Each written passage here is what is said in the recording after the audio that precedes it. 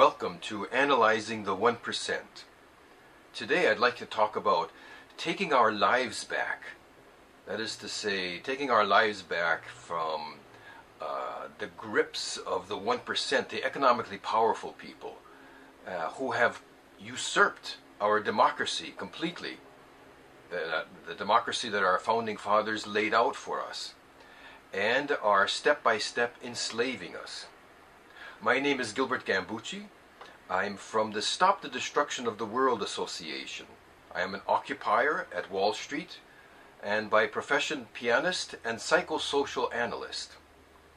You know, in the movement of the occupations nationally and even worldwide, there's one aspect that is going very well, and that is that of the demonstrations, which is bringing consciousness of the problems that we are facing. This is very good. And in the United States, we have a constitutional right to do that, in fact. You know, because it's very healthy. Because the media, corporate media that is, the mainstream media, they don't show what is really happening in the country. Do you know, corporate media is the most corrupt institution in the United States today. So you can't expect them to show what's really going on. You can't expect them not to lie. So in this aspect, the demonstrations of Occupy is very healthy. They're very accurate as to what the grievances are. Now, there's another aspect to taking our lives back, that it's up to us now, that needs more attention, and that is organizing ourselves to work for ourselves. How could I say? Where workers are owners. You know, self-employment, in a group self-employment. And, you know, we have a solution for this. And it needs more attention because, of course, media, they've banned the Trilogical Enterprises, as they are called. It's an alternative to both socialism and capitalism. It's a scientific perspective as to how to work in a more just situation. And I'm going to show you this today. And before doing so, I would like you to know that the formation of the Trilogical Enterprise, as they are called, it's a scientifically based way of working, which really considers the psychopathology of the human being, the qualities of the human being, his spiritual aspects, philosophy of life, in terms of action. It's been very well analyzed and tried and tested for 30 years. There are many of these types of companies operating in several different countries, mostly in Europe, in Brazil, and they used to be in the United States until the 1% attacked us in the 80s. And specifically in New York, these companies were operating in New York. So just for you to see the scientific basis of this company, the depth of analysis that went into the formation of these companies, I would like you to see a little video clip of social scientist, psychoanalyst Norberto Keppe, who formed these enterprises, explaining a little bit about the science behind these companies.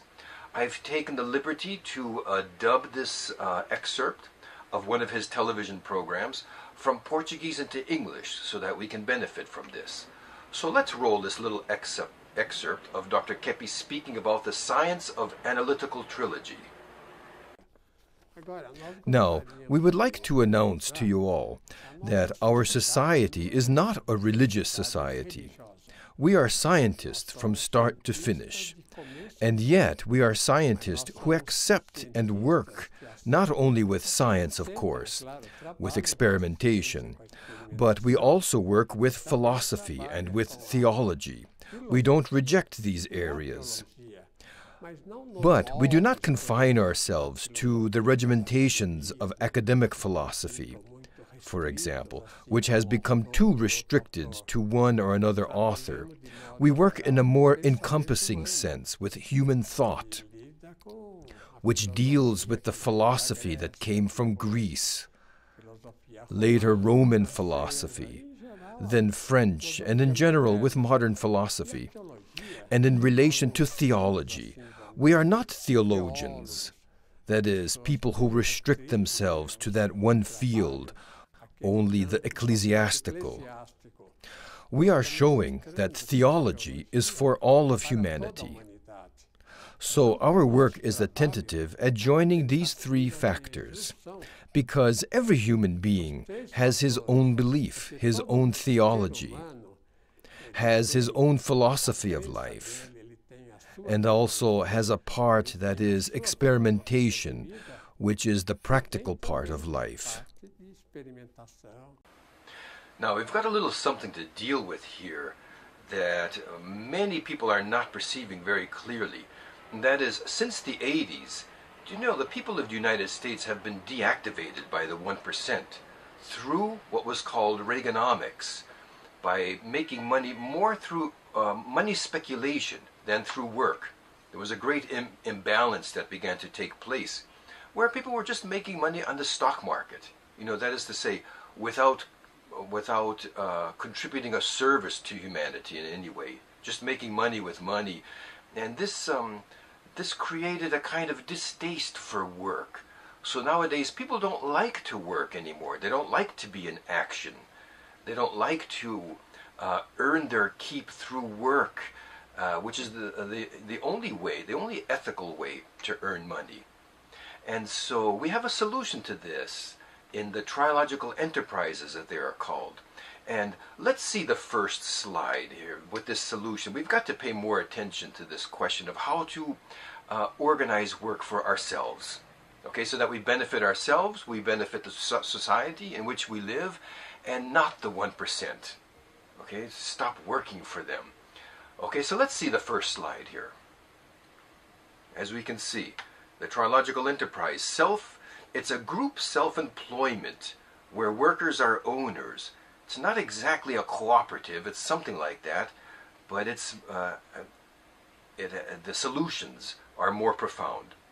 So we see here, it's neither capitalist, you know, which is a system of exploitation of the 1%, to put it simply, and it's neither socialist, which is a type of exploitation of the state. Okay, it's a trilogical, where we bring science, philosophy, and spirituality into the workplace. Okay, that is to say, we bring ethics into the workplace. And because, you know, the capitalist system is highly pathological, and so is a socialism, and so is anarchism and Marxism, the forms that we've seen until today. There's too much of human pathology in the very systems itself. Okay, and so the Trilogical Enterprise seeks to control human pathology in order for what is beneficial to flourish. So let's see the first point of what is a Trilogical Enterprise. Number one, how to work and receive income without being exploited and without exploiting others. Okay, this is the basic premises that we want to get to, and how to do that. Okay, let's see number two, in practice. One of the aspects of this type of formation of a company is direct profit distribution according to worker productivity and not according to capital invested. That is to say, you don't make money by money that is invested. Capital is considered as a loan to be paid back. You know, you don't earn money from that.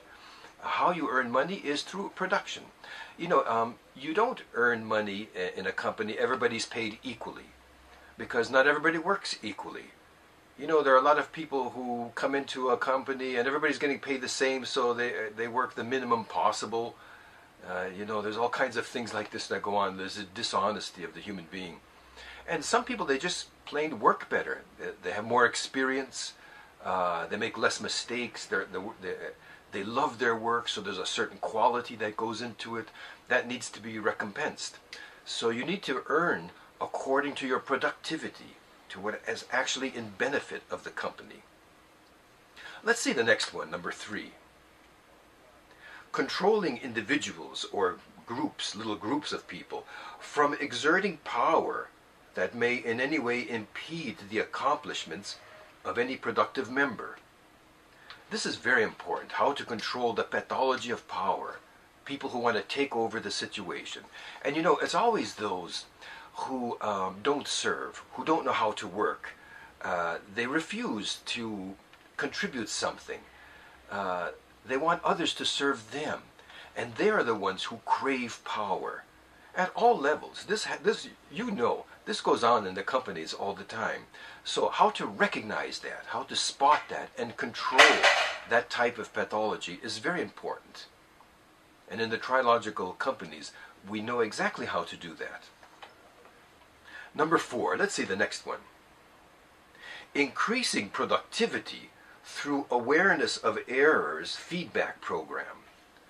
This is very important. You know, once we get the 1% out of our hair and people can kind of calm down, the paranoia, the level of paranoia of the planet will go down, then we can start giving constructive feedback to each other as to the type of things that we do that are not productive, that are counterproductive, so that with this consciousness of these errors, we can correct them in order to be more productive and experience happiness in that way and contribute to society in order to experience a certain type of respect of working well to earn your keep and contributing to society in a beneficial way. This is very important. You know, it's very difficult to do that without consciousness of our own errors. What impedes us from doing that?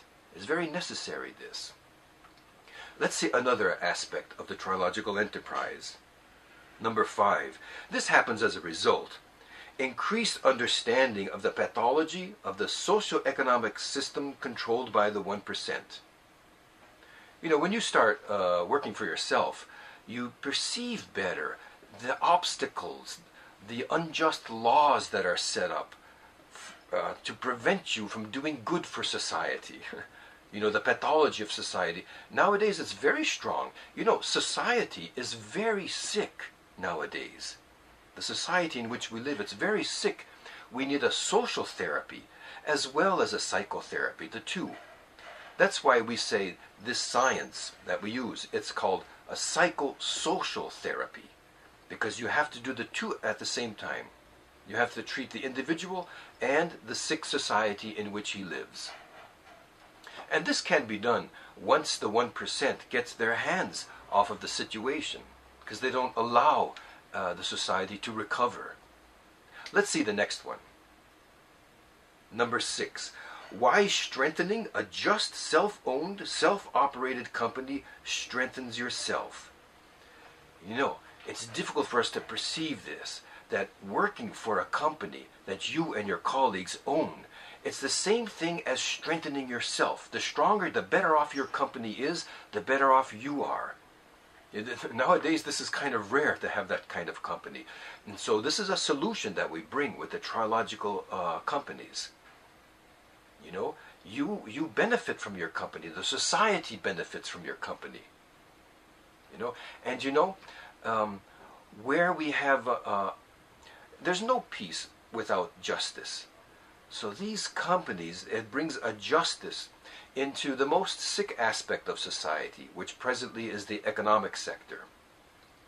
Let's see the next one, number 7, the last one here. How to get started with little or no capital. You know, you don't need an enormous amount of capital to get started with a little company with you and your colleagues. You know, this is an idea, it's a kind of brainwashing that the capitalists do, that, oh, you can't start working unless you have a big investment of capital. No. Capital comes as a result of work. You know, you work, you put a certain percentage aside, and you accumulate a capital, because every human being should have capital to invest in your development. You know, and money is not just for the select few. Money is for everybody. Okay? And you know, there's a kind of confusion going on about what should be free in society. Because there are some things that need to be free to everyone in a society. And there's a lot of discussion going on about this. First of all, let me say that you can see more about the trilogical companies, how they operate, more specifics, at this site, healingthroughconsciousness.com. If you go to that site, you can read more about the Trilogical Company that mainstream media keeps out of sight so that you don't know about this. Okay, they want you enslaved to the 1%. The media has a very strong pact with these relatively few imbalanced multi-billionaires. And so there are a few things that need to be free in a real society. Let's see what they are specifically. Okay, because it's not like everything imaginable, like some people are thinking, oh, education needs to be free, this and that needs to be free. No, we live in a monetary system. Of course, it shouldn't be overly priced. Things should be priced in a more just manner to facilitate the human being, and not the human being a slave to money. But let's see what they are. Referring back to Norberto Keppe, an excerpt from his program, Keppian Social Ideals. Let's take a look at this. Based in all this data, I've developed a thesis that if it were to be approved and followed, then I believe that suddenly half of humanity's problems would be resolved quickly. Look, Marxism in the past entered into much of the world because the human being wanted justice. As it is said, without justice, there's no peace. So then, how can we obtain justice? I've made a chart that shows how we can arrive there in order that humanity can enjoy an abundant state of peace. Let's see what I've written. Keppian social ideals. All people have to have their basic food for free. And not sell basic food. Of course, if the individual wants to consume caviar, champagne, things like this, then he would have to buy it. But basic food needed to eliminate hunger would have to be universal and free. As long as this is not being done, the world will never have peace. And secondly, let's see what I've written. Everyone should be able to obtain basic clothing. Basic clothing, in order to not suffer from excessive cold or whatever. The world has enough factories to freely provide this, at least what is fundamental. And thirdly, everyone should have free shelter.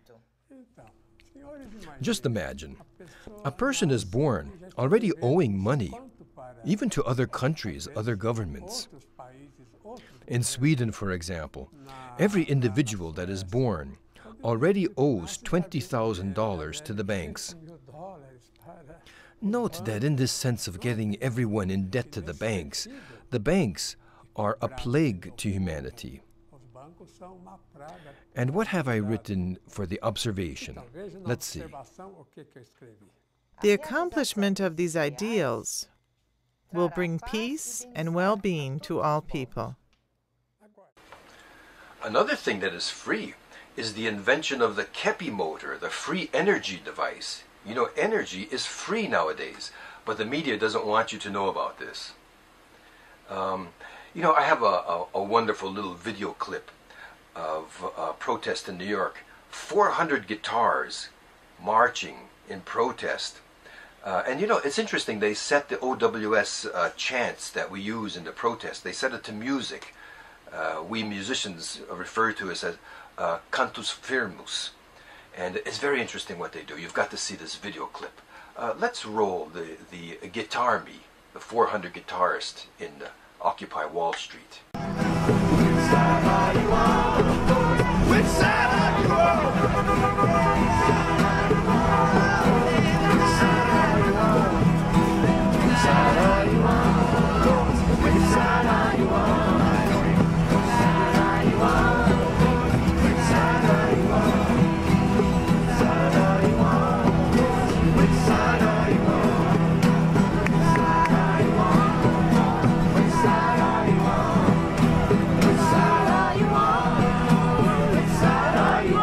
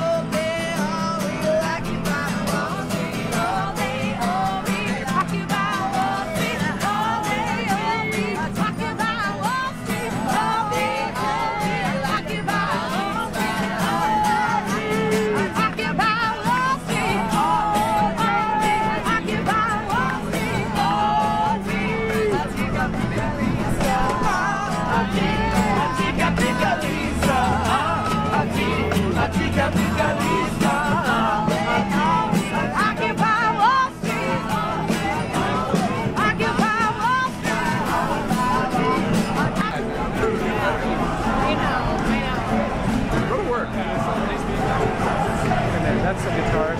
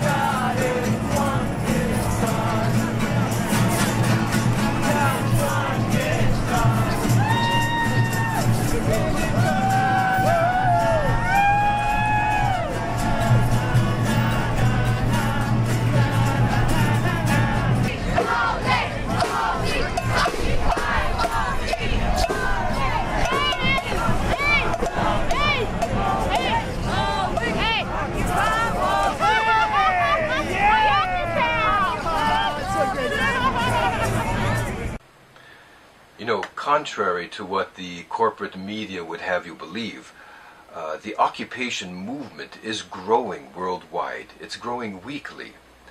And Martin Luther King shows us that the oppressor doesn't liberate those who are oppressed from his bondage. He doesn't do that. And so we need to implement these trilogical companies to work for ourselves in order to create a type of parallel economy, so that all of the economy then comes to us, to those who work, and not is no longer siphoned up to the 1%. It's very important, this, and it's very nice to see more and more of the activists from the 60s coming into the movement. The sleeping tiger is awakening, and this is fantastic. And we need you guys, you older guys, to help the younger ones how to organize these companies, these self-employed cooperative companies in a more just manner, so that we can do this, so that we can accomplish our freedom, get our democracy back, get our lives back. Okay? So occupy. That is to say, take back what rightfully belongs to you, that the 1% has stolen from you. Occupy. And see you again on Analyzing the 1%. So we occupy for change.